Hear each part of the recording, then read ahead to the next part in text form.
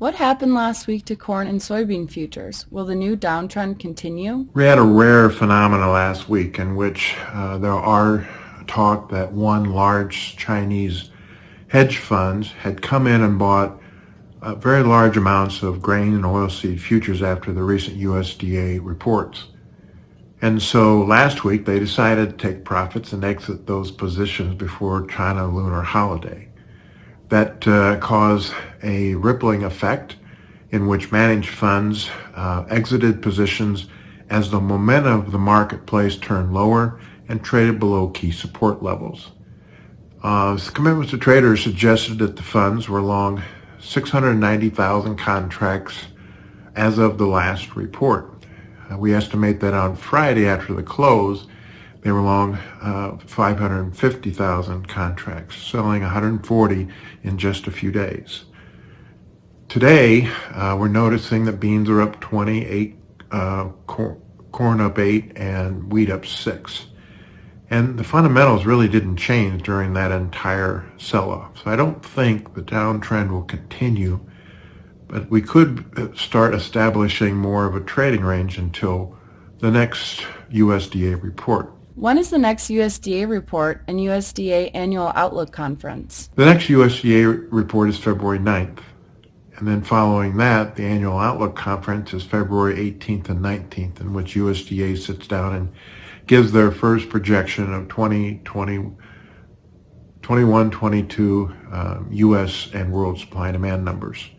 They usually tend to use some of the acres that they've been using for 21 for a long time, don't make a lot of changes. They'll do some kind of trend yield and some kind of trend demand. As far as the Outlook Conference, it will be virtual this year because of COVID. And not a lot of outside speakers, but there will be one USDA speaker talking about their data collection methods and the impact it may have on some of the reports they release.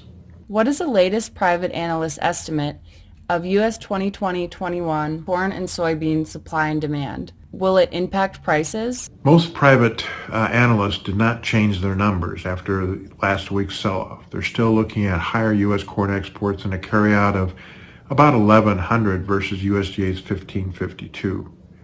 In beans, some people are looking at maybe as much as 150 to 200 million bushel increase in U.S. export demand. And that would take us down to a negative carrot, which is not possible. So they believe that prices need to work higher, corn and beans, to ration demand. Right now, they're using a carryout of 100 versus USDA's 140. And I think it's important that we see, number one, this export demand coming into our markets. Number two, that we start putting in some kind of February bottom and start putting a weather premium for 2021 Northern Hemisphere weather. And number three, watch the number of vaccines versus COVID cases and see if we can rebound our economy once people are vaccinated. The Federal Open Market Committee will conclude its two-day policy meeting on Wednesday. What is the Fed likely to say? So recently the Fed has indicated that it will not increase its Fed funds rate until late in 2023. Also, they will probably comment on their asset purchase plan.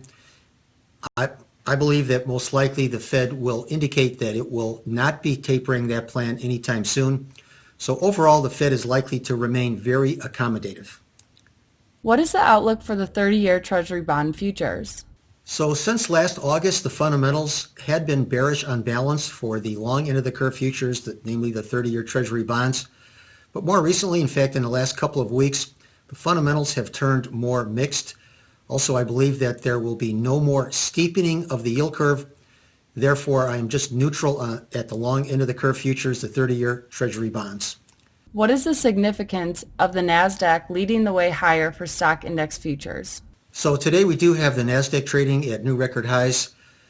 Quite often the Nasdaq is the leader in both directions. With the Nasdaq now leading to the upside, I believe that bodes well for the entire complex. So it does appear that additional strength is likely for all of the major stock index futures.